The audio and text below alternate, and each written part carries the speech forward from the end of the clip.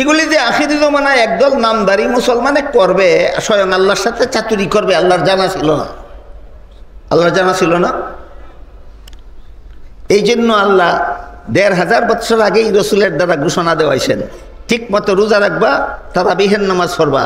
গুনাহ মাফ পাইতে হইলে ঈমান ঠিক রাখতে হবে, নিয়ত সহি রাখতে হবে। গুনাহ মাফ পাইতে হইলে ঈমান কি রাখতে হবে? ঈমান ঠিক রাখতে হবে, নিয়ত সহি রাখতে হবে। ঈমানান ওয়া ইহতিসাবান। রাসূল বলেন, যেই ব্যক্তি দিনের বেলায় রোজা রাখলো, রাতের বেলায় তারাবিহের নামাজ পড়লো, 2 শর্তে তার জীবনের সব গুনাহ মাফ। 1 নম্বর ঈমান ঠিক রাখা, 2 নম্বর সহি নিয়ত। 1 নম্বর ঈমান ঠিক রাখা, 2 নম্বর। এবার সহি নিয়ত কাকে বলে বোঝার চেষ্টা করি। এক হাদিসে রাসূল করিম সাল্লাল্লাহু আলাইহি ওয়াসাল্লাম বলেন, হাসরের বিচারে আল্লাহ এক শ্রেণীর শহীদকে জিজ্ঞাসা করবেন, তুমি দুনিয়ার থেকে কি আমল নিয়ে এসেছ? সে বলবে, আল্লাহ দুনিয়াতে তোমার রাস্তায় লড়াই করেছি, যুদ্ধ করেছি, প্রাণ বিসর্জন দিয়ে শহীদ হয়েছি, এই আমল নিয়ে তোমার দরবারে এসেছি। আল্লাহ ফিরিস্তাকে বলবেন, ফিরিস্তা, এই শহীদের পায়ে জিঞ্জির দিয়ে বাঁধো আর উল্টা হেসরিয়ে জাহান্নামে নিয়ে যাও। শহীদ আল্লাহর কাছে জানতে চাইবে, আল্লাহ আমার কি অপরাধ? আল্লাহ বলবেন, তুমি যুদ্ধে গিয়েছিলে, সত্য কথা, প্রাণ বিসর্জন দিয়েছ, সত্য কথা, শহীদ হয়েছ, সত্য কথা, কিন্তু তুমি আল্লাহকে সন্তুষ্ট করার উদ্দেশ্যে যুদ্ধ করতে যাওনি। তুমি যুদ্ধে গিয়েছিলে সমাজের মানুষ তোমাকে বীর যোদ্ধা বলে মারহাবা ধন্যবাদ দেওয়ার জন্য।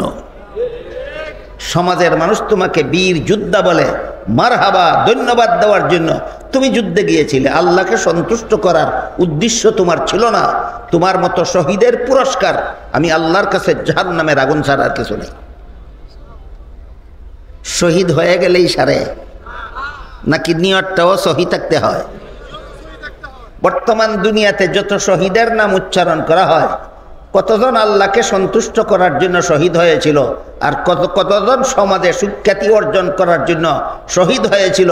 বিচার দুনিয়াতে হবে না, হবে হাসরের মাঠে।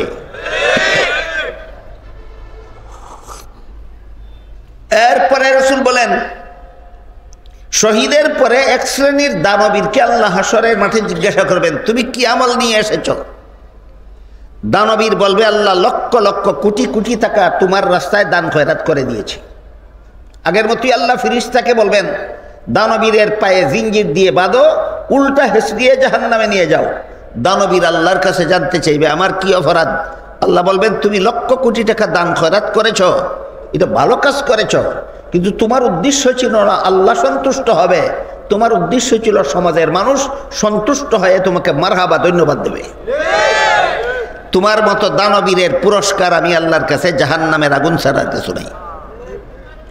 এরপরে রাসূল বলেন, তৃতীয় পর্যায়ে আল্লাহ এক শ্রেণীর আলেমকে জিজ্ঞাসা করবেন, তুমি কি আমল নিয়ে এসেছ? আলেম বলবে, আল্লাহ জীবনভর তোমার বান্দাদের কাছে তোমার ধর্মের প্রচার করেছি। আল্লাহর বান্দাদের কাছে আল্লাহর ধর্ম প্রচার করা গুনার কাজ না সওয়াবের কাজ?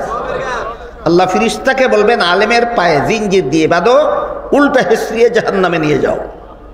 আলেম আল্লাহর কাছে জানতে চাইবেন, অপরাধ কি আমার? আল্লাহ বলবেন, তুমি আমার বান্দাদের কাছে আমার ধর্ম প্রচার করেছ, ভালো করেছ, কিন্তু তোমার উদ্দেশ্য ছিল না আল্লাহ সন্তুষ্ট হবে, তোমার উদ্দেশ্য ছিল সমাজের মানুষ তোমার ভক্ত হয়ে তোমাকে বড় হুজুর জিন্দাবাদ বলবে।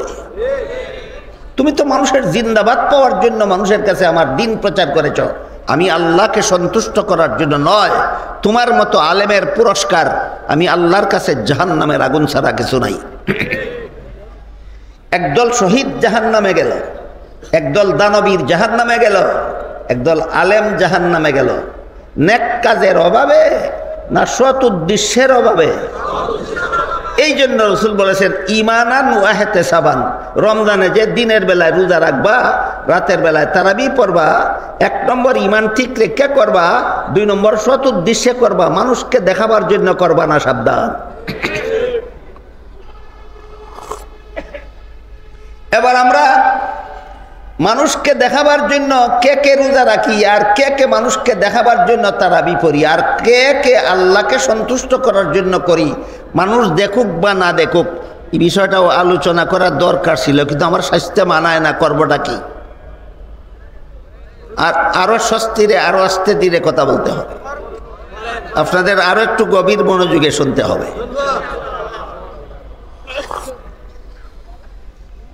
এক হাদিসে রাসূল করিম সাল্লাল্লাহু আলাইহি ওয়াসাল্লাম বলেন, খায়রু মাসাজিদিন নিসায়ে কারু বুয়ুতিহিন্না। এর অর্থ হলো মহিলাদের শ্রেষ্ঠ মসজিদ তাদের ঘরের কোণা। মহিলাদের শ্রেষ্ঠ মসজিদ ঘরের কোণা। আরেক হাদিসে উল্লেখ আছে, একজন মহিলা রাসূলের কাছে অনুমতি চাইল, বলল আপনার ইমামতিতে যখন মসজিদে নববীতে পাঁচ বেলার নামাজের জমাত চলে, তখন সেই জমাতে আমি শরিক হতে চাই, যদি আপনি অনুমতি দেন। কারণ মদিনা শরীফের জমাতে শরিক হলে এক রাকাতে 50,000 রাকাতের সমান সব পাওয়া যায়। রাসূল ওই মহিলাকে অনুমতি না দিয়া বললেন, পুরুষরা মদিনা শরীফের মসজিদের জমাতে শরিক হলে যেভাবে এক রাকাতে 50,000 রাকাতের সমান সব পায়, এই সবটাই তুমি ঘরের কোনায় একা পড়লে পাবে। সারমর্ম হইল, পুরুষ মসজিদের জমাতে নামাজ পড়ে যেই সওয়াব, মহিলা ঘরের কোনায় একা নামাজ পড়ে সেই সওয়াব। অযৌক্তিক যুক্তির কথা আলোচনা করতে পারবো কিনা জানি না, আমার স্বাস্থ্য মানায় না। তবে এই হাদিসের দ্বারা কি সাব্যস্ত হয় এটা অবশ্যই আমাদের সকলের জানা দরকার। এই হাদিসের দ্বারা সাব্যস্ত হয়, মসজিদে জমাতে নামাজ পড়তে যাবে, পাঁচ বেলার নামাজ, তারাবির নামাজ যে কোনো জায়গায় জমাতের সাথে পড়া, এটা পুরুষের জন্য সুন্নত, মহিলাদের জন্য সুন্নত নয়। এই হাদিসের দ্বারা এটা সাব্যস্ত হইল। জমাতে নামাজ পড়া পুরুষের জন্য সুন্নত, মহিলাদের জন্য জমাতে নামাজ পড়া সুন্নত নয়। রাসূল বলেছেন, পুরুষ জমাতে শরীক হইলে যেই সওয়াব, তুমি একা পড়লে সেই সওয়াব। তাহলে জমাতে নামাজ পড়া কার জন্য সুন্নত? পুরুষের জন্য সুন্নত, মহিলাদের জন্য জমাতে নামাজ পড়া সুন্নত নয়। এরপরও যদি কোনো মহিলা রমজান মাসে তারাবির নামাজ পড়ার জন্য এই বাড়ির থেকে সেই বাড়ি যায়, সেই বাড়ির থেকে ওই বাড়ি যায়, ওই বাড়ির থেকে মসজিদে যায়, এরা কি সত্যই আল্লাহকে সন্তুষ্ট করার জন্য তারাবির নামাজ পড়ে, না সমাজকে দেখাবার জন্য তারাবির নামাজ পড়ে? আল্লাহই ভালো জানে। তোমার জন্য রাসূল বলছেন, পুরুষ মসজিদের জমাতে পড়লে যেই সব, তুমি ঘরের কোনায় একা পড়লে সেই সব। তুমি কেন ঘর থেকে বের হয়ে অন্য বাড়িতে যাও জমাতে নামাজ পড়ার জন্য? তুমি কি রাসূল থেকে বেশি বুঝো নাকি?